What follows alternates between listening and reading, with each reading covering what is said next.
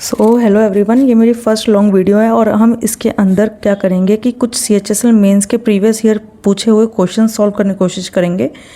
आज हम 10 क्वेश्चंस करेंगे इस लॉन्ग वीडियो के अंदर और ऐसे सीरीज़ जो है वो कंटिन्यू रहेगी। तो हमारा और टाइम नहीं वेस्ट करेंगे। सबसे पहला क्वेश्चन है, सिंपल बेसिक तरीके से भी करेंगे और फास्ट भी करेंगे, कैलकुलेशन फास्ट भी हो। तो हमारा पहला क्वेश्चन यहाँ पर क्या है कि जो एवरेज है, the average of 11 results is 59। जो पहले 11 नंबर हैं उनकी संख्याओं का जो एवरेज है वो 59 है। And date of the first 10 is 58। और जो पहली 10 टर्म है उनका जो एवरेज है वो कितना है, 58। तो हमें पता है कि अगर एवरेज दे रखा है तो सम ऑफ 10 टर्म्स कितना हो जाएगा। हमें एवरेज 58 दिया है ना, तो जो सम है वो कितना होगा, 58 इंटू 10 विच इज़ 580। ठीक है। और इसी तरह से 11 जो सम है हमारे पास डिजिट्स हैं उनका कितना एवरेज दिया है, 59 दिया है। उसी तरह से सम ऑफ 11 टर्म्स का कितना होगा, 59 इंटू 11 विच इज़ 649। अब आप इसको ईजिली मल्टीप्लाई कैसे कर सकते हो, 59 इंटू 10 प्लस 1 ये लिख सकते हो। तो ये कितना हुआ, 590 प्लस 59 विच इज़ 649। ठीक है। हमें वहाँ पर ये सब नहीं लिख रही, ये सब समझाने के लिए मैं लिख रही हूँ, वहाँ पर आप जल्दी से करोगे। ठीक है।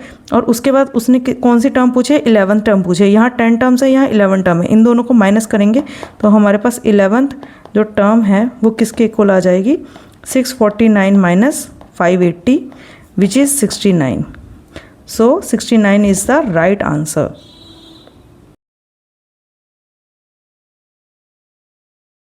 तो हमारा सेकंड क्वेश्चन है कि if the as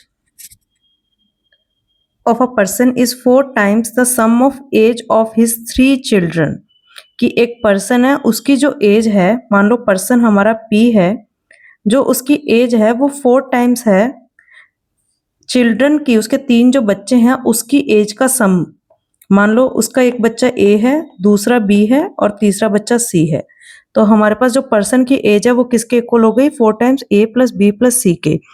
and after 6 years of his age, इसकी एज के 6 साल बाद, इसकी एज 6 साल बाद P प्लस 6 हो जाएगी, will be twice the sum of ages of his 3 children.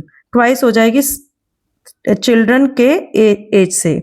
तो जो चिल्ड्रन है वो भी 6 साल बाद 6 साल के बड़े हो जाएंगे, इसमें प्लस 6, इसमें प्लस 6, इसमें प्लस 6। तो ये क्या होगा, A plus B plus C और 6 तीनों में प्लस हो रहा है तो वो कितना हो गया, 18।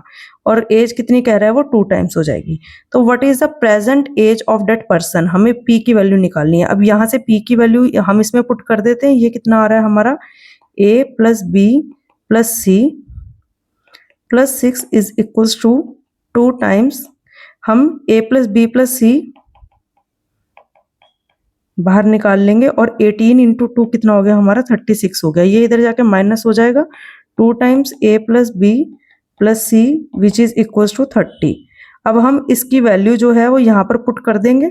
तो P कितना हो गया, 2 इंटू 4 को हम लिख सकते हैं 2 times A plus B plus C which is equals to 2 into 30। तो P की जो हमारी वैल्यू आई है वो किसके इक्वल आ गई, 60। So our right answer will be 60 years. So the present age of that person is 60 years. ये क्वेश्चन हमारा CHSL मेंस 2024 का क्वेश्चन पूछा हुआ है। अब नेक्स्ट क्वेश्चन देखेंगे, क्वेश्चन नंबर 3। जिनको भी ये वीडियो अच्छा लग रहा है वो सब्सक्राइब करें और शेयर करें। क्वेश्चन है, सिंपल क्वेश्चन है, इसमें हमें सिंप्लीफाई करना है और हमें ये इक्वेशन दे रखी है और हमें ये 4 ऑप्शन दे रखे हैं और हमें बताना है कि इसका क्या सही आंसर होगा। तो पहले आप ऑप्शन देखो जल्दी करने के लिए कि z जो है z² के साथ 4 है, प्लस और माइनस का फर्क है, और y² के साथ 19 और 29 है। तो अब हमें देखना है कि क्या आंसर आएगा। पहले हम y का 19 और 29 में से देख ले क्या आता है। तो सबसे पहले टर्म है हमारे पास 2z² minus 5y²। a minus b का होल स्क्वायर क्या होता है, a² माइनस b²। तो यहाँ पर हम y देखते हैं ना, तो हमारे पास b² जो है वो प्लस का ही रहता है, तो ये कितना हुआ, प्लस 25y²। इसके अंदर जो b² है, y जो है वो क्या है, प्लस 4y²। तो ये कितना आ गया, 29y²। मतलब 29y² तो आएगा ही आएगा। तो ये दो ऑप्शंस जो है वो क्या हो गए, कैंसिल हो गए। अब हम z को देख लेते हैं। यहाँ पर फर्स्ट वाले के अंदर z कितना आएगा हमारा, स्क्वायर के अंदर देखो zy की जरूरत नहीं क्योंकि वो कट जा रहे हैं। तो स्क्वायर कितना आएगा, यहाँ आएगा 4z²। यहाँ कितना आएगा प्लस का 25z² और ये कितना है -25z²। तो प्लस और माइनस कैंसिल हो गए तो ये कितना बना बचा प्लस का 4z²। तो हमारे पास ये भी ऑप्शन कैंसिल हो गया। This is the right answer 29y² plus 4z²। This is very simple question and very easy to do.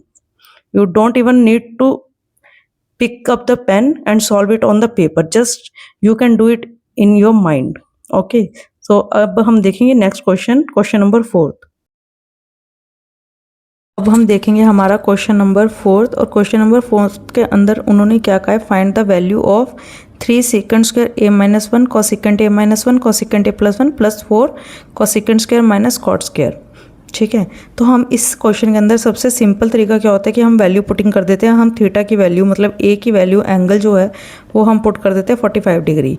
Second ए मतलब सेकेंड 45 किसके इक्वल होता है, कोसेकेंट 45 विच इज़ √2 और कोट 45 कितना होता है हमारा विच इज़ 1। तो अब हम इसके अंदर वैल्यू पुट करते हैं तो हमारे पास क्या बनेगा 3 √2 का स्क्वायर मतलब 2 - 1 विच इज़ 1। नेक्स्ट है हमारा a - b a+b, ये क्या होता है a² - b² that is cosecant² -1 which is again √2 का square -1 which is 1 plus 4 into cosecant² a √2 का square which is 2 minus cot² a 1 का स्क्वायर इज़ 1। तो ये हमारे पास कितना बना 3 + 4 into 1 which is equals to 7 is the right answer. तो जो हमारा सही आंसर है वो क्या है 7। तो ऐसे क्वेश्चन CHSL मेंस में पूछे जाते हैं, simple and easy to do. इस वीडियो का 5th क्वेश्चन देखते हैं और 5th क्वेश्चन के अंदर हमें क्या कहा है, find for making a toy a hemisphere is attached at a one end of a cylinder. Cylinder दे रखा है हमें, उसके वन एंड पे एक हेमिस्फीयर अटैच है and a cone is attach to the other end, और एक कोन जो है वो दूसरे एंड पे अटैच कर रखा है। The cylinder the cone and the hemisphere, जो सिलेंडर है जो कोन है और जो हेमिस्फीयर है have same radius which is 4.2 and the height of the cylinder and cone is 7 centimetre. यहाँ पे जो हाइट है वो सिलेंडर और कोन की कितनी है 7 सेंटीमीटर है, और जो हेमिस्फीयर है हेमिस्फीयर की हाइट कितनी होगी रेडियस के इक्वल ही होती है। ठीक है, तो अब हमें क्या कहा है कि वॉल्यूम निकालना है इस पूरे टॉय का। तो देखो इस पूरे टॉय का जो वॉल्यूम है वो क्या होगा, volume of cone which is 1/3 πr² plus volume of cylinder which is πr² and volume of that hemisphere which is 2/3 πr³ okay. तो अगर हम देखें इन सब में से पाई कॉमन आ जाएगा विच इज़ 22/7 और बाकी सारी वैल्यूज अंदर आ जाएंगी, और ये क्या है हमारा 11 का मल्टीपल है। तो जो आंसर आएगा वो 11 का मल्टीपल आएगा। तो हम ऑप्शन चेक कर लेते हैं पहले। 11 के मल्टीपल का जो डिविजिबिलिटी रूल है वो आपको पता होना चाहिए कि जो ओड टर्म्स हैं और जो इवन टर्म्स हैं उनका प्लस करके माइनस करके अगर वो 11 से डिविजिबल होता है तभी वो डिविजिबल होता है। तो 8 दिए 11 - 8 करेंगे हम 3 बचेगा, और 5 करेंगे तो 2 बचेगा। तो 2 जो है वो 11 का मल्टीपल नहीं है, ये आंसर नहीं आएगा। ये वाला ऑप्शन देखो 8 और 3 हमने प्लस किए और साथ में 5 प्लस किया, ठीक है, और उसमें से ये 8 घटा दिया और ये 8 घट गया तो कितना बचेगा 5 8 बचा, ये भी 11 का मल्टीपल नहीं है।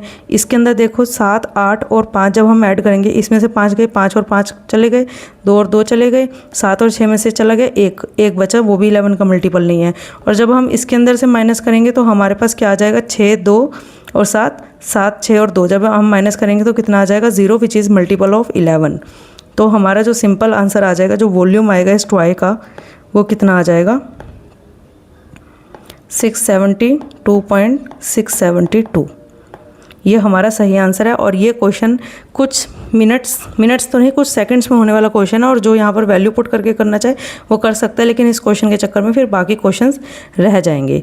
तो ये अभी हमने फर्स्ट वीडियो के अंदर 5 क्वेश्चन करे हैं, 10 क्वेश्चन करने थे। अब इसके बाद सेकंड पार्ट आएगा इसका, उसके अंदर हम बाकी के 5 क्वेश्चंस करेंगे। ठीक है, वीडियो अच्छी लगी हो सब्सक्राइब कर दो और कमेंट करके बताओ कि समझ आई है क्वेश्चंस, कैसी लगी है क्लास, और आगे किस टॉपिक के ऊपर या किस तरह की वीडियोज़ आप मैथ्स के अंदर चाहते हैं वो भी आप बता सकते हैं। Bye bye.